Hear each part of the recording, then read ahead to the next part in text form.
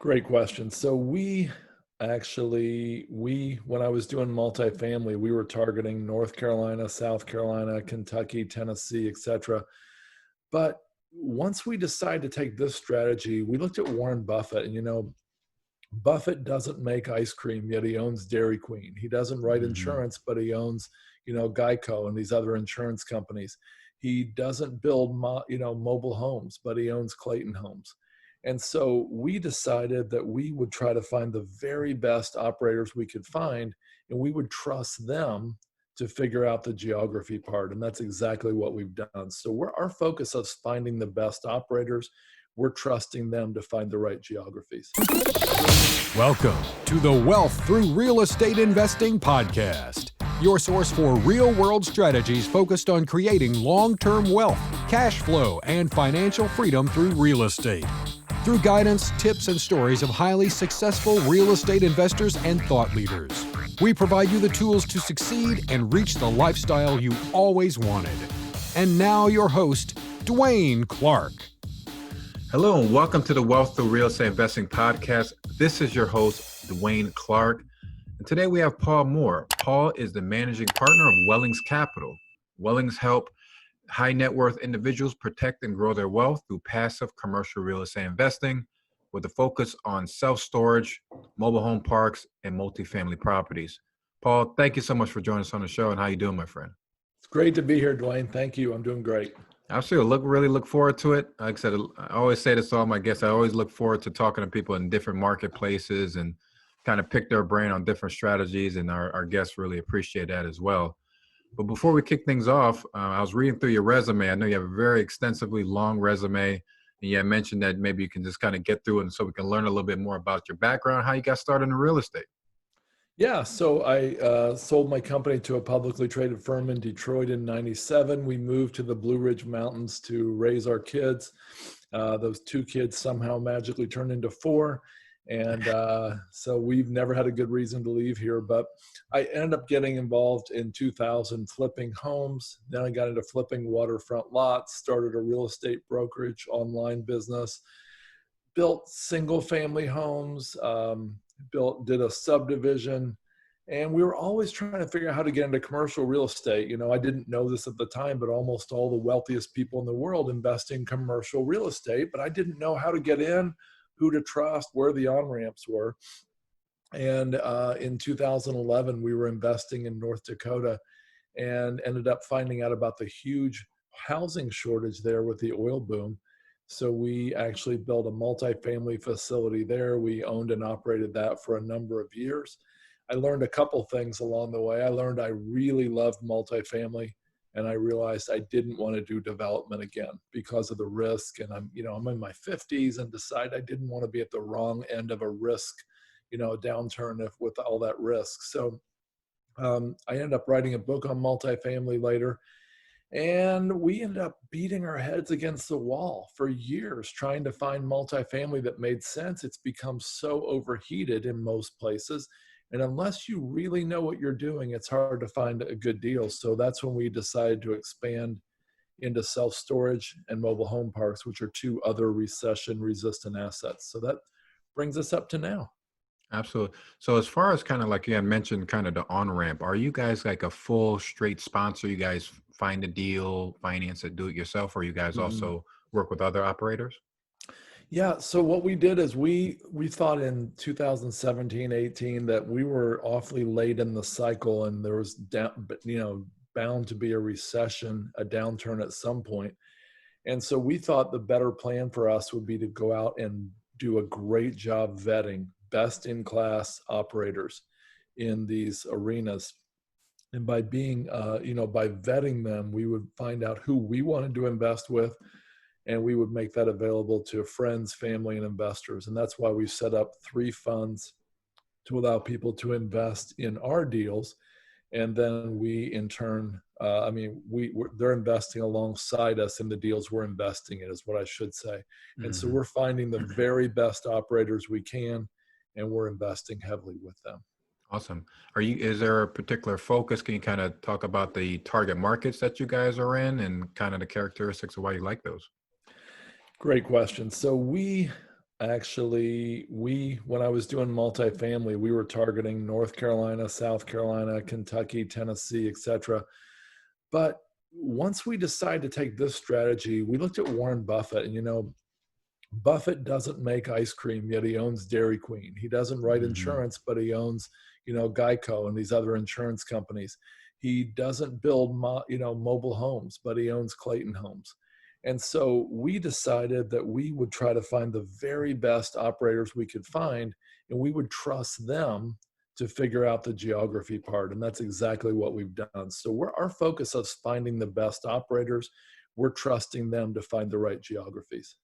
Awesome. And as far as the type of assets that's in there, I'm assuming it's like very larger assets, like 100 units, if it's regards to multifamily and self-storage and things like that.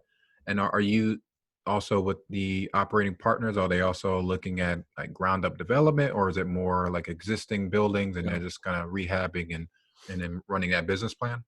So one of the things I love about mobile home parks is there's no ground up development. In fact, it's shrinking in size nationally every year, but the demand is increasing. Self-storage does have quite a bit of development. And so we have one fund that's called the Growth Fund, and that is for ground up development and steep Mm. value add. But the vast majority of our investing is in our other fund, which is we're in our second version of now, the Wellings Income Fund. And in that fund, we're investing only in cash flowing self-storage and mobile home parks. Theoretically, we can do multifamily, but we haven't found any deals we like so far. Mm. And as far as kind of like everyone's kind of looking at where, the COVID-19, where we're going to be heading for, a lot of strategies is being changed. Is that also the same for you and your partners post-COVID? Like, where are we heading? Are you guys more bullish on certain type of asset classes? Are you guys going to be more heavily invested in others? Can you kind of explain your strategy behind that? Yeah, Dwayne, I think one of the reasons we actually raised for us a record amount of money right in the month of March, in the middle of all the COVID madness and stock market roller coaster, is that we've been saying for a long time not to overpay for assets. We've been saying Hmm. be careful about certain assets like multifamily or retail, malls, etc. Um, and that we really like these recession resistant assets, not recession proof, but recession resistant assets like mobile home parks and self storage. Our goal is to work with operators who have a really unique acquisition strategy. They can find assets at prices and in locations that hardly anybody else can find. And so we're really not doing anything different now than them. We are finding some mom and pop owners calling our operating partners and saying, "Hey, I turned down your offer last year, but maybe I should have thought about it. I think this COVID thing might be serious. I think maybe I want to sell." And so that's helping. But other than that, we're seeing about the same thing we were before. The key for us is finding great mom and pop run assets, paying them a fair price, and having them be in a path of growth. That means perhaps near a city or in a location that has a lot of potential upside that the mom and pop operators are not taking advantage of. Well, and it's very interesting. You had mentioned regarding you having like record raising months in March. I'm seeing a lot of that as I speak with a lot of investors all over the country. That people are seeing where the stock market is, and they're just kind of more looking for more certainty. So they're actually looking for physical hard assets like real estate. So are you continuously going to see that trend going as more people are going to get more involved in real estate and then probably bring on more opportunities for you guys to invest in different assets? Yeah, I would think so. I mean, I don't know what's going to happen. We're actually starting to look a year or two ahead at not only senior living, which we've already been thinking about some time, but Dwayne, we're wondering, does it make sense now to look at distressed assets and distressed debt? Howard Marks is one of my investing heroes. He's got a book called Mastering the Market Cycle, which is one of my favorite books. And he said, I hope I never see, he wrote this in 2018. He said, I hope I never see a downturn like 2008 again. Mhm. Now, he made billions during that downturn in the form of distressed debt. Well, he's now gearing up to invest much more post-COVID than he ever did in 2008 through 10. And so we believe he thinks, and others like Ray Dalio think, that this downturn will be much more painful, perhaps, than 2008. Mm.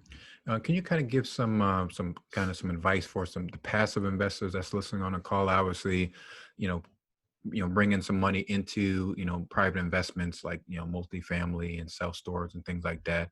But can you kind of give some general advice as far as your process of, looking at a good deal, working with a group like yourself in order to invest in projects? What's the things that they can look out in order for them to feel like, this is a good transition for my money, especially if it's like retirement funds or things like that? Right. So I'm grabbing my due diligence checklist here. We have a checklist with about 26 different items on it that we, that we want to check off with an operator before we'll ever invest. I recommend spending a lot of time getting to know the operator. Get to know, how do they treat their spouse? How do they talk about their employees? How do they talk about their investors? How do they treat the flight attendant or the waiter or waitress? Get to know their moral compass. See if it lines up with yours. Do detailed background checks. Do criminal checks. Google them, to make sure their name's not affiliated with any SEC scandals or problems. And then check out their debt structure, what type of risks they're taking. There's just a lot of other things to do. It's going to save you years of hassle and headache, by finding the right sponsor up front. We spend a lot of time doing that. And in fact, out of, in a number of years, we've talked to and interviewed dozens of potential sponsors and only come up with 4 that we've actually invested with. And so take your time on the front end. It'll pay dividends for decades. Yeah, definitely is key to, like I said, just do your due diligence. And because again, you had mentioned in the beginning, it's more like a relationship, find out if it matches up with your moral compass and they're doing a lot of the right things, and do a lot of the checks that, maybe sometimes overlook when people kind of get Right. excited to invest. I know. Do that, right? do that work, because then it'll pay off long-term, into the future. Awesome. So Yeah. to kind of learn a little bit more about you, what's kind of like a typical work day, and do you have any special morning routines? So yeah, my typical work day, I have really been tempted ever since I started my own company in 1993. I've been tempted to work very, very long hours, and I really need to learn. I mean, especially with, laptops and iPhones and everything else, it's so easy to not cut it off. I mean, after dinner last night, I was planning on watching a movie with my family, ended up working throughout a lot of the evening. So I've got to be really, really careful about that. My morning routine before I get going on the day, I really like to take some time in prayer and journaling and things like that, just to get my heart right for the day and just really feel peace as I go into the day. That's really, really important to me. And so that's what I do in the morning. Probably the worst thing I can do in the morning is start checking emails before I do that, because when I do that, I sort of sometimes get off track and feel pretty rushed and stressed throughout the day. Awesome. Yeah. And as far as kind of know, like a lot of people really ponder on the question, especially now that we're, you know, being forced through, the isolation and the COVID, things like that. Are the things that you can think of that you're most grateful for? Yeah, I am really grateful for my wife. She is not oriented toward a risk-taking lifestyle. She's not oriented towards travel and moving around and everything. And she made a conscious decision. We were actually at what's called a marriage encounter weekend about 32 years ago. And the lady speaking there that day said to the wives, let your husbands take risks. If they're an entrepreneur at heart, let them go out and take risks. Even if they fail, they need to take those risks. And so she really it was very, very hard for her. She was 7 months pregnant with our first child. We had the security of working at Ford Motor Company in the headquarters area around Dearborn, Detroit, Michigan. And for us to give up all those benefits, all that security, that potential 35-year and out, retirement thing, to let me be an entrepreneur was incredible step, a really hard step of faith for her. But she did it, And it hasn't always been easy. We've had a lot of ups, a lot of downs. I mean, I've got a podcast called How to Lose Money, after all. And, but I'm really, really grateful for her that she overcame her natural bias and security mindset to allow me to do what I've done over these last 28 years. Awesome. So you had mentioned that you have a podcast and the book. Can you kind of let us know what's in the book, and also about the podcast? What's that about? Yeah, so I'll start with the podcast. The podcast is called How to Lose Money. I used to go to conferences and events where the speakers would stand up and they would tell all their great successes. And I'm sure they were great. But I would notice that the people in the audience seemed discouraged. They would say things like, I'll never have that benefit. I'll never have those connections. I'll never have the great start that guy got. I guess I just will never make it, you know? And I realized, you know, as I got to be one of those speakers, I realized, wait, these people have the same insecurities, the same pains, the same failures, the same losses along the way to their success. I wish we could have heard about that. I think it would be encouraging. So I started talking about that, and I realized there was people really, really appreciated hearing about the pain and failure and loss, and it gave them hope and encouragement. And so we decided to start a podcast where we explore those failures, those pains, those losses on the road to success. And that's what the How to Lose Money podcast does. I have a book called, my second real estate book is called The Perfect Investment, which is basically about explaining at a introductory level why large multifamily makes sense, why the demographics and the metrics and everything else work out really well as an asset that grows and throws off income. My third book is called, what's it called? Storing Up Profits, Capitalize on America's Obsession with Stuff by Investing in Self-Storage. And that's going to be published late summer 2020 by BiggerPockets Publishing. Oh, very cool. Awesome. And then your podcast, when does that, is that a weekly or daily podcast? And when does that air? It's a weekly podcast, and I believe we publish those on Monday mornings. And that's the How to Lose Money podcast. We're launching a new podcast, and that's going to be called The Art of Investing, where we're going to talk to successful investors about the one thing they wish they knew when they were 20 years old and started their career. Awesome. That seemed very, very interesting. I'd love to check that out. We'll be following along to make sure that we get that information out to our audience. Along with the books and the podcast, how can we get in touch with you? Yeah, you can go to my website, wellingscapital.com. That's WELLINGSCAPITAL, wellingscapital.com. We have a couple free ebooks and a 5-part introduction to commercial real estate investing there. If you just go to wellingscapital.com/resources. Awesome. Well, it was a pleasure to speak with you and learning more about your business and kind of all of the stuff that you're working on. We really appreciate that, and we'll look forward to connecting with you again soon. Okay, Dwaine, thank you so much. All right, take care, my friend. Thanks for joining us on this episode of the Wealth Through Real Estate Investing podcast. Don't forget to subscribe and leave us a review on iTunes or the listening platform of your choice. Also, please check us out at DwaineLClarke.com, as well as find us on Facebook for more useful content and resources.